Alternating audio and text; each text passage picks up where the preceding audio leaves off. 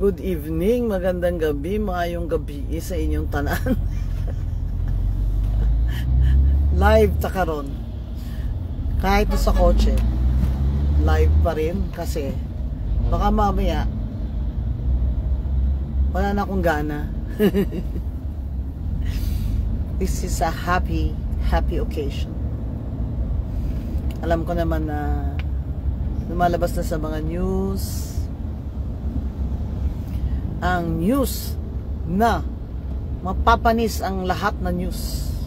Nag-resign na si Romualdez Tamby bilang Speaker of the House. Siya ay ordinaryong congressman na lamang ng kanyang district na ang buong pamilya niya ay nakaupo rin na congressman. ang galing nila, no? Parang yun na yung ano nila. Parang, I don't know if they all live in the same house. They probably do, but biro mo yun, you all live in the same house. Tapos, congressman kayo, asawa mo, ikaw at saka anak mo. Magkikita na naman kayo doon 3 beses sa isang linggo doon sa session. Gusto niyo ba yung ganyang klaseng buhay? Gusto nila. Ginawa talaga yan ni Romualdez para makaboto sa kanya yung asawa niya at ang anak niya.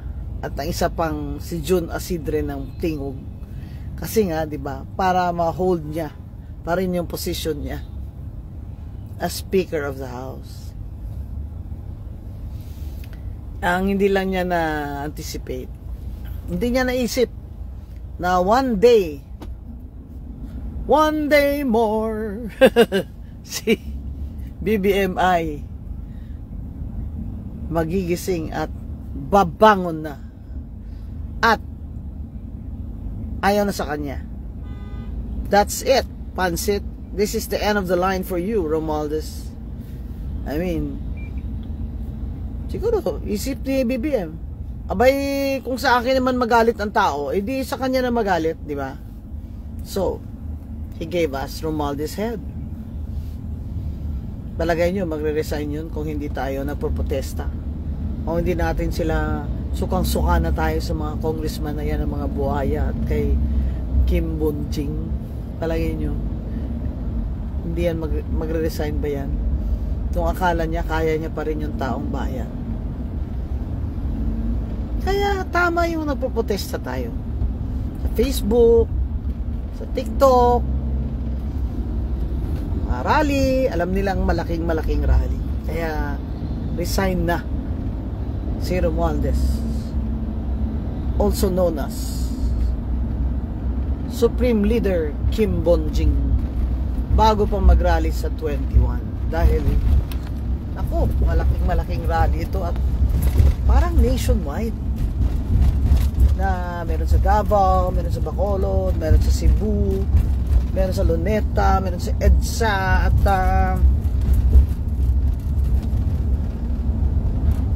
sigurado hindi lang ito yung ano, yung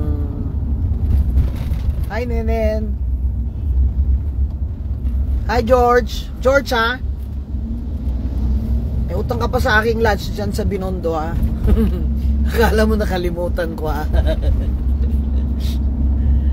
Hindi lang ito ang rally na malalaking rally at sunod-sunod. Sunod-sunod ito. Kasi wala namang reforma. Wala pa naman. 3 taon si BBM natulog. Ngayon gising na siya at bumangon na siya muli. Ang ano talaga dito, poetic justice. Yung flood control budget na ninakaw nila, simula pa yan 2023, 24 o 25, palaki ng palaki yung flood control budget, umabot ng 240 billion lang yan, no?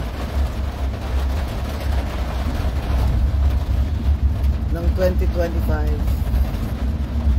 nilagay nila dyan, insert nila sa during the buy count. Ang kanilang kapitan ay si Zaldico, at sa Senate ang chair ng Finance Committee ay si Grace Poe, para magamit nila noong 2025 election. Nag-succeed naman sila, hindi ba? 3 seats ang Tino, 3 seats ang Corpus. Yung kay Zaldico, 2 seats yata yun. Oh. Nag-succeed naman sila. Yung kanilang the grand plan ay nag-succeed. Pero nabuking sila sa ghost flood control projects at mga substandard na projects. At mismong inunahan ni BBM ang siniwalat niya. Disclose it to the public. Kasi kung hindi niya di-disclose, others will disclose it. Di ba? Kaya, siguro sinabihan siya, Mr. President, mabuti pang ikaw na mauna nito. Para talagang i-reforma mo na. Ganyan. Kita ng mga tao na serious ka about reforms, ending corruption during your term. Kaysa naman iba pang mga NGO dyan, mga senador dyan ang ka-discover nitong yung mga ghost flood control projects na ito. So, ang poetic justice dito, nanalo nga sila ng eleksyon kasi nga ang dami ng yakap, tupad, AX, TAX.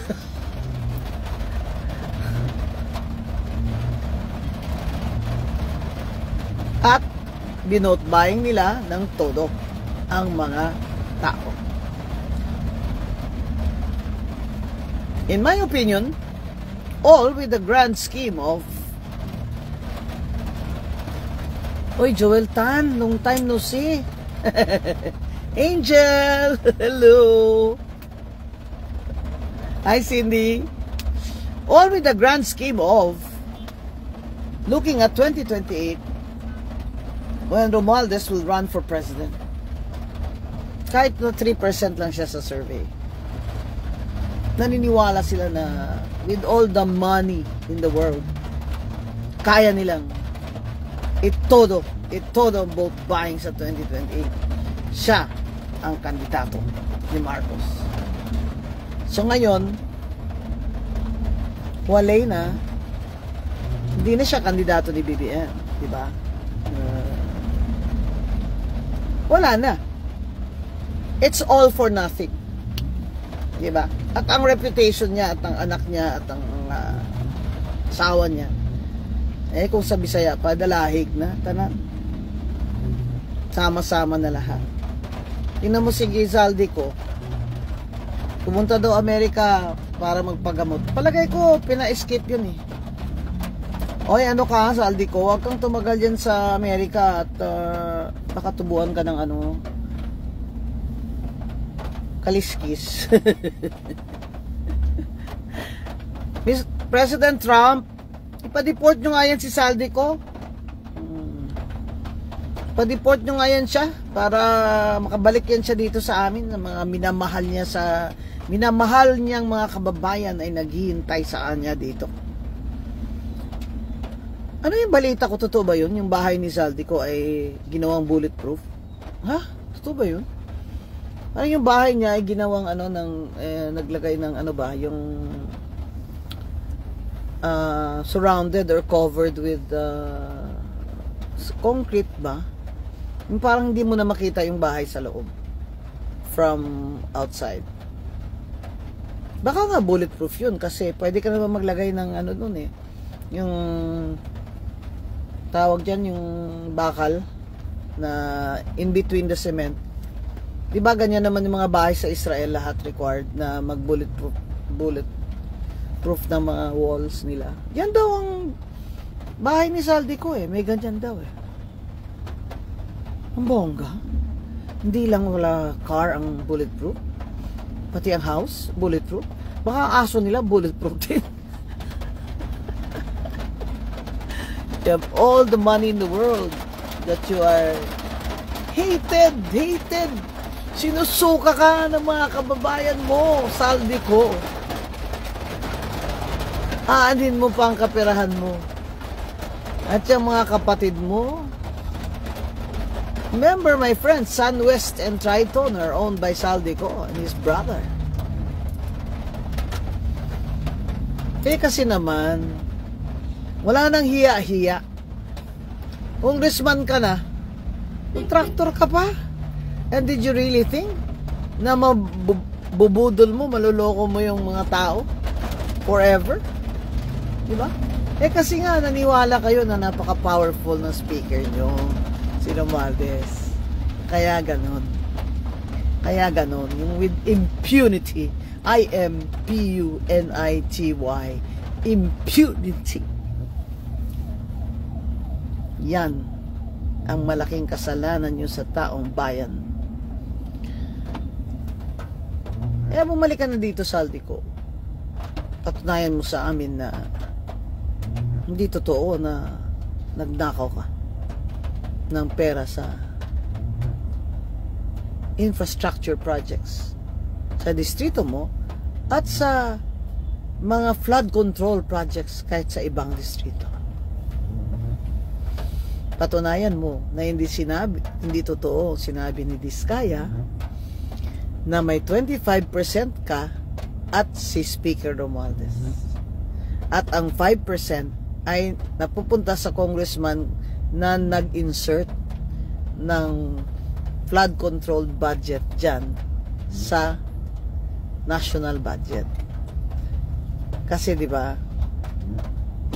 parang ang tawag doon, pass through. Bongga kayo. Ginawa niyong kakadiri kayo. Katayo balahibo yung mga pass through fee, insertion fee.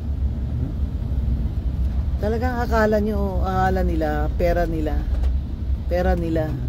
pinaglaruan nila, ninanakaw nila,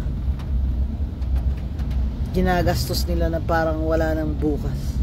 Kasi nga, nakaw lang.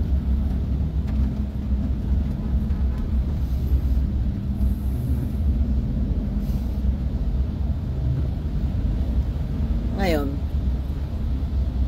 nag-resign na si Romualdez. Gustong-gusto ko nga yung nameplate niya, yung mahabang-mahaba. Ferdinand Martin Chucho Romualdez. Pinangalan pa sa kay Ferdinand Marcos. Kaya ano naman ang responsibility ni BBM dito? Oo nga, resign na si Romualdez, napatalsik na. Ang pinalit, syempre, Marcos loyalist din, si Congressman Faustino D. the third, I think, Boji the third. Which, sabi nila, well-liked daw ng mga congressman ito. Well, that's good. Loyalist na naman ni Marcos ang nilagay nila. Syempre natural. Sino nga naman nilagay nila? Ang kalaban nila. Pero dapat, Mr. President BBM, may marching orders yan, si bagong speaker sa iyo, sa partido mo, sa mga si Sandro naman ang ginawa mong kapitan. So, andyan naman siya araw-araw. So, good, meron ka monitor.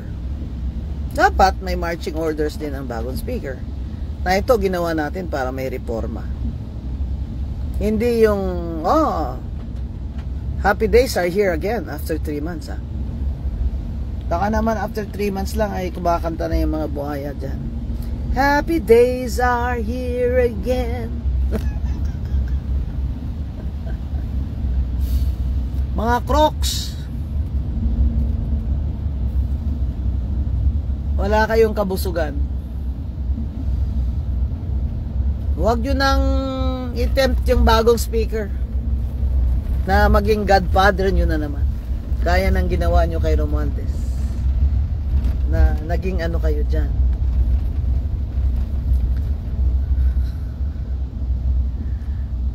Naging sunod-sunuran kayo. Anong sabi ng mga tao? Naging tuta kayo. Yan, ang figure of speech dyan. Dahil lahat ng mga sumasamba sa kanya ay gusto ng funding.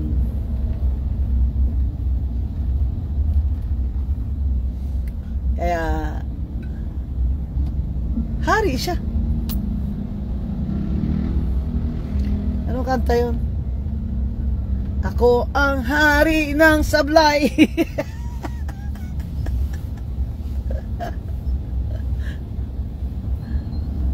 Yan kasi, yung corruption na yan, yung kakurakutan na yan, yung katakawan na yan ng mga congressman at congresswoman. Iba naman, wala namang ganun dyan. Pero iilan lang sila dyan. Pambubuti. Yung katakawan nyo sa pera ng bayan, yan ang pananagutan nyo. Lahat yang kalokohan ginawa nyo sa budget para manalo kayo ng todo-todo ng 2025, para makontrol nyo yung budget at mga kakikbakan nyo, para maging presidente si Romualdez sa 2028. O ano kayo ngayon? Ano kayo ngayon? Dahil sigurado na hindi siya ang kandidato ni BBM. Kawawa nga si Sandro eh. Wala ka ng dynasty, Sandro. Wala na. Dahil wala nang boboto ng Marcos sa 2028. Baka naman naniwala ka na yung tiyo mo, si Romualdez, was going to hold the political dynasty for you when you're old enough to run for president. Kung naniwala ka doon, you're not very smart.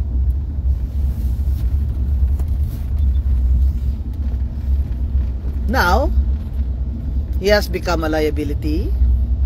Kaya siya, pinatanggal na. Tama din naman si BBM. Abay, kung ako babatuhin ng tao, di siya na lang. O ako yung mumurahin ng tao, di siya na lang.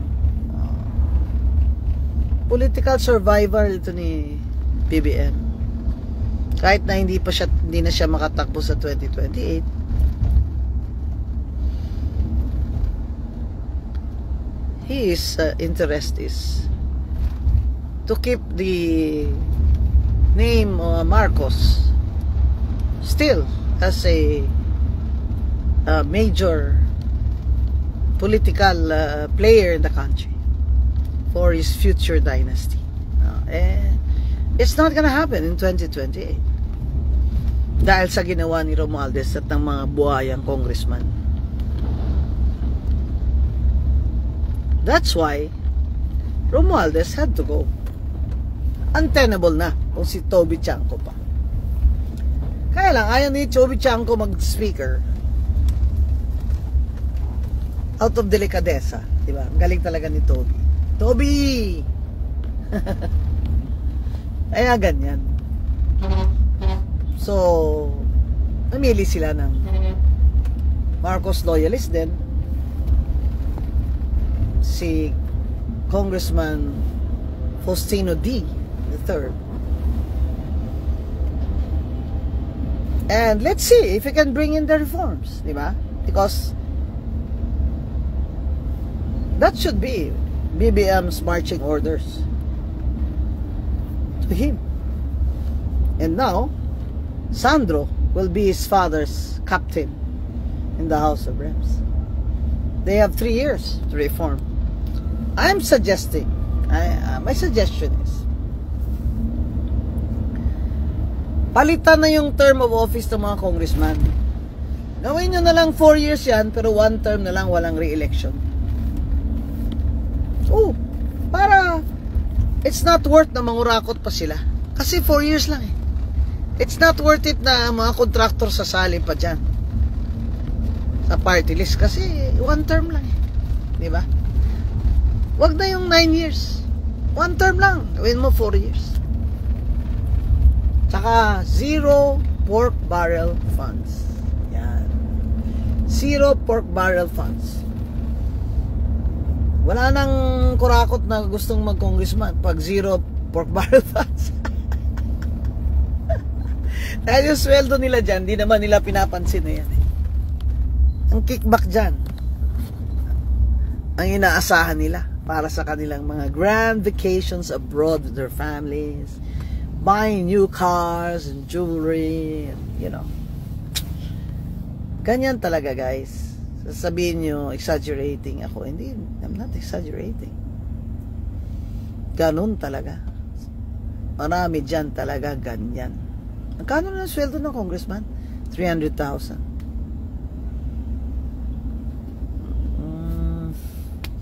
Some representation allowance, maybe 100,000. Hindi nila yan nililiquidate. Walang resibo-resibo yan, pinipirmahan lang yan.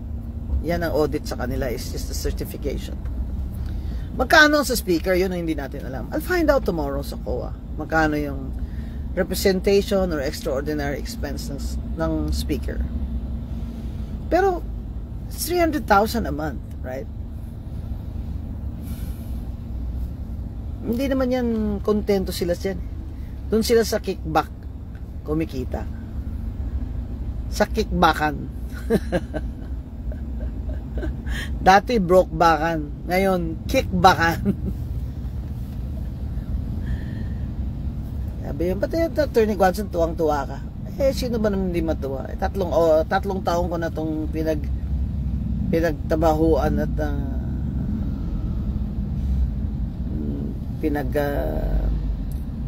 wish na matanggal na yan Romualdez na yan. Kasi feeling God Almighty na yan siya dyan eh. Delikado yun sa presidente. Kaya ito si BBM talaga hindi niya nakuha yung utak ng tatay niya. Si Ferdinand Marcos, walang pwedeng maging mas kapangyarihan sa kanya. Pinag-aaway-away niya yung mga tao niya sa cabinet. Mga generals niya, pinag-aaway-away niya. Galing-galing talaga ni Bako eh. Etong si BBM, binigyan niya ng kapangyarihan yung pinsan niya, binigay niya speaker, binigyan niya ng kapangyarihan, tinolerate niya for 3 years. Eh di mas makapangyarihan pa sa kanya. Pero mo yun, mas susundin pa nila si Romualdez kaysa kay BBM, itong mga congressman. Wala. Talagang BBM could not fill the shoes of Ferdinand Edralin Marcos. Buti naman nagising pa. 3 taon di gising. 3 taon di gising. Ano nga yung sabi niya? How did we come to this? Sabi ni BBM, how did we come to this? Eh di, humarap ka sa salamin, tanungin mo sarili mo niyan, how did we come to this? You tolerated the Romualdez. You gave him unbridled power. Oh. Eh di, nagawa niya lahat ng gusto niya. Pikit mata ka lang. Kasi hindi ako naniniwala na for 3 years, hindi mo alam kung ano nangyayari. Tapos pinirmahan mo yung 2025 budget na alam mo na may mga insertions yun. Bakit mo pinirmahan, BBM? Bakit mo pinirmahan ang 2025 budget? Alam mo na nataliwas yun sa NEP, sa National Expenditure Program. Deficit na deficit yung budget mo. Akala ko ba nag-aral ka sa Oxford, sa Princeton? Ano nangyayari sa'yo? Pumirma ka? Blind? Ay, papasa nila sa'yo. Oh. Grabe. Ang sabi ni Saldi ko, pinirmahan naman ng presidente. Oh, so it makes it all right. Kasi pinirmahan naman ni BBM. Kaya umangal na si Bersamin, di ba? Mag-issue ng statement, you clean your house first, sabi ni Bersamin. Oh. Di ba? Kasi iba, parang tuturo pa yata ng mga ito si BBM may kasalanan dahil pinirmahan yung budget. Diyan ka talaga. Umuwi ka nga dito, Saldi ko, para masabunutan ka na ng mga bakla. Mga akla. Pag uwi dito ni Saldi ko ay i-welcome natin siya. Kainis ka. Sarap ka sa bunutan. Yun mang imbes na mag-explain sa tao,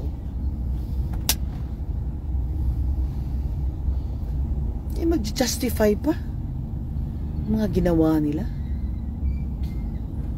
Ito naman si Romualdez.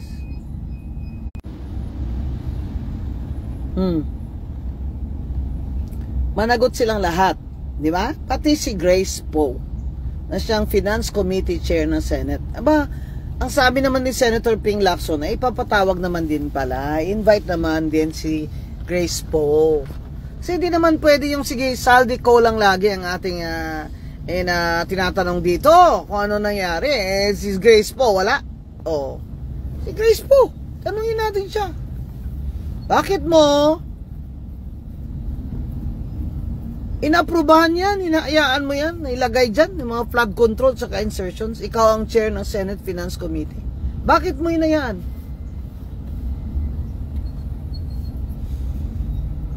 Ang tanong din yan, nag-avail din ba si Grace Poe ang mga tupad na yan, yakap, AX, TAX, lahat na yan, para sa party list niya?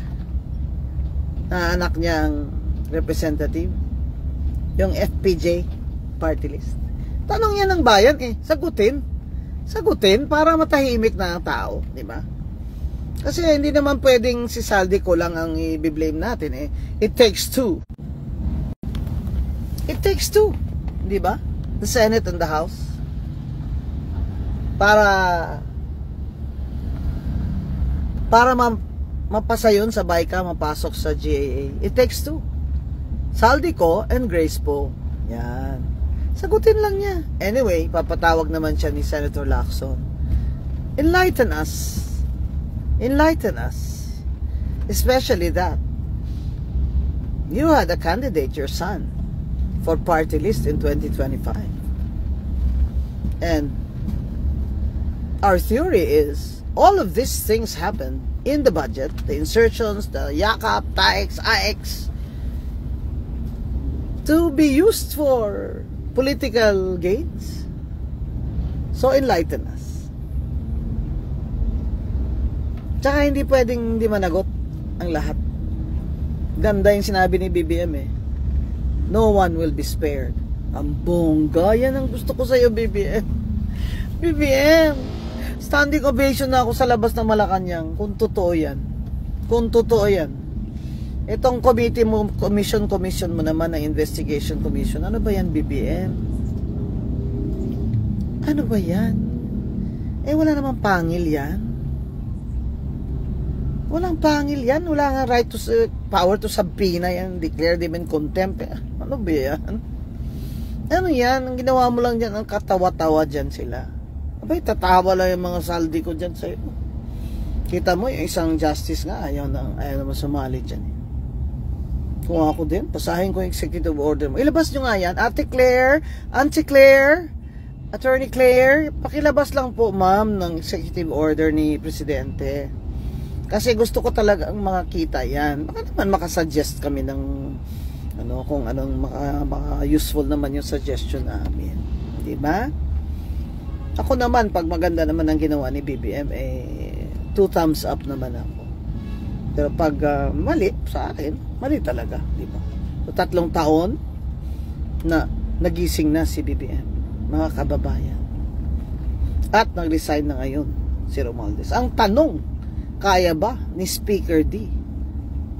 May marching orders ba si Speaker D na i-reform talaga itong House of Representatives na ito?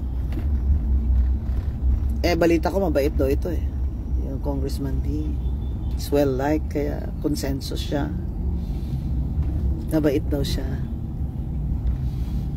Baka naman po kailangan hindi kayo mabait. So, mabait kayo dyan. Baka lamunin na naman kayo dyan ng mga katutaan. Kapatiran ng mga tuta. Kanya-kanyang placard na naman tayo sa 21, ha. Alam nyo, sa dami ng rally, may Bacolod, may Cebu, may Davao, o yung One Taft consortium ng mga kolehiyala dyan. Girls colleges in Taft, ay lumabas sila. They brave the sunlight. Lumabas ang mga girls at nag-walking protest march. Yan. Gawin natin yan, mga anak. Gawin natin yan every week. Di ba? Yung UP nga, nag-memorandum nga chancellor eh. Sige, testa kayo. Ibahin yung UP, no? Sabihin nyo talaga, mga ganito kami, ganyan kami. Oy! Ibahin nyo kami. Kahit nung martial law, talagang protesta kami, lumalaban kami, lalo na kami. Yung mga student number ay starts with 70. Yung akin 74. Kailangan po turuan natin ng mga anak natin na pagmamahal sa bayan ay ipakita natin sa pagprotesta ng mga kamalian ng ating mga opisyalis. Sumali po kayo sa rally kung saan kayo komportable o malapit. Ako, mauna ako dun sa Luneta. Alas 8 pa lang nandun na ako, bibili na ako siopaw. Silya na nga ako eh. Saka meron akong dalang buhayan, laki. Doon ako kasi gusto ko yung mga rapper nandun, nandun sa Luneta. Pero bago mag 2 o'clock, pupunta ako sa EDSA, syempre. Nandun ang mga mga dilawan, di ba? Mga kakamping nandun, di ba? Doon tayo.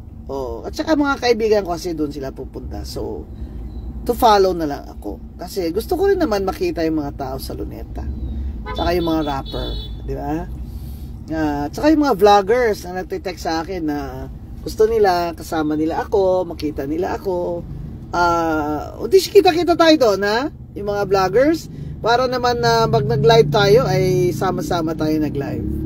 So, guys, wala na mo ng kulay-kulay ngayon. Kung saan kayo komportable, sige, sali lang kayo. Basta sumali lang kayo sa rally sa 21. Okay? Sali tayo sa 21. Okay? Attorney Guanzon po, ang inyong lingkod. Magandang gabi po sa inyong lahat.